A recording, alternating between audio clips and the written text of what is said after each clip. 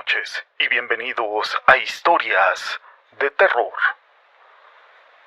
Los hombres de hoy creemos que ya no tenemos mucho por conocer, que ya no hay nada nuevo que descubrir.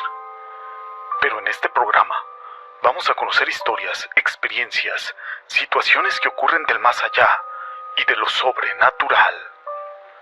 En el cementerio número 3 de Playa Ancha, en Valparaíso, Chile, se encuentra una tumba bastante peculiar. Pero si no se conoce la historia, puede pasar desapercibida. Pero al preguntar sobre ella, nos habla de pactos con el diablo y de cómo Martín Busca intentó derrotarlo. Mi nombre es José Llamas y te presento el hombre que engañó al diablo. En el cementerio número 3 de Playa Ancha se encuentra una tumba bastante particular, a la que si no se conoce la historia, pudiera pasar desapercibida. La historia nos habla, como les dije, de un pacto con el diablo y de cómo intentar derrotarlo. Esta historia comenzó a finales del siglo XIX con un español empobrecido, llegando a Valparaíso y buscando mejorar su suerte, así que ingresó en la mundialmente famosa Joya del Pacífico. Este hombre llamado Martín Busca Villanova recorre la ciudad y pasaban los días y las semanas, así como los meses, pero no conseguía hacer reír a la suerte. Pero todo cambió cuando de la noche a la mañana el español pasó de vivir en una indigencia para poderse convertir en uno de los hombres más ricos de toda la ciudad. El origen de su fortuna realmente es un pacto con el diablo.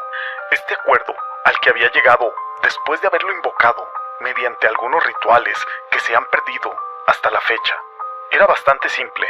El diablo le concedería todas las riquezas que Martín deseara a cambio de su alma, la que obtendría en el momento de su muerte y de que sus huesos tocaran la tierra. Así pasaron los años y don Martín se volvió un gran benefactor de todos sus amigos y de los pobres de la ciudad, por lo que se convirtió en uno de los porteños más queridos de su época. Sin embargo, el problema siempre rondaba su cabeza: su pacto con el diablo y cómo poder romper ese acuerdo. Siempre trataba de buscar una solución, así que le contó a su círculo más cercano dicho problema. Por la misma época, Martín se trasladó al valle de Casablanca, en donde los lugareños le contaban que una carroza negra, tirada por corceles negros, se acercaba a su casa a la mitad de la noche. Así que debido a este constante acoso del diablo, Martín decidió retornar al puerto donde conoció la fortuna. Y cuenta la leyenda que uno de sus amigos, quien le dio la idea, algunos otros dicen que él fue el propio Martín a quien se le ocurrió. El asunto es que, al volver a la ciudad, ya traía en su cabeza un plan para poderse librar de aquel pacto con el diablo y poder descansar al momento de su muerte. A sus 77 años y apenas se instaló en el puerto, comenzó la construcción de un peculiar mausoleo. La estructura, completamente antisísmica, albergaba justo en su centro un féretro de piedra, en donde en la actualidad todavía se puede leer aquel nombre, la fecha de nacimiento y su fecha de defunción: 1868 a 1945. Uno de los elementos que más llaman la atención es la base de aquella tumba, la que se encuentra suspendida en el aire gracias a 4 patas de 6 dedos. Muchos dicen que esta es la última broma que Martín decidió hacerle al diablo y su mítico 666. Estas patas están ubicadas en cada esquina y le permiten a Martín Busca tener su descanso eterno, eludiendo así el pacto que había realizado con el diablo, ya que el alma de Martín le pertenecería a Satanás solo cuando sus huesos tocasen la tierra. Estos fueron sus planes para poder engañar al diablo y que, llegada la hora, no se llevara su alma. Así es como esta tumba de Martín Busca sigue sin poder tocar el piso, y quienes recorren el cementerio durante la noche comentan que pueden oír hasta el día de hoy al príncipe de las tinieblas buscando el alma de Martín Busca.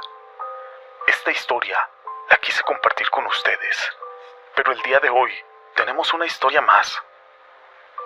Nadie pudo entender la decisión de aquel hombre, que al haber obtenido la vida aparentemente perfecta, lo dejó todo para refugiarse en una cabaña apartada por allá en las montañas, pero se llevó con él a su joven esposa y 3 hijos, cortando todo contacto con el resto de la humanidad. Así pasaron los años en aquella completa soledad, tan solo ellos 5, hasta que lo atrapó la vejez y la enfermedad. En su lecho de muerte, luchaba por tener el tiempo suficiente para poder contarle a sus hijos el terrible secreto que lo había llevado al éxito, aquel mismo que se convirtió también en la razón de su aislamiento. Les dijo entonces que él poseía un anillo del brujo, un poderoso objeto capaz de conseguir todo lo que él deseaba a cambio del alma de un hombre bueno.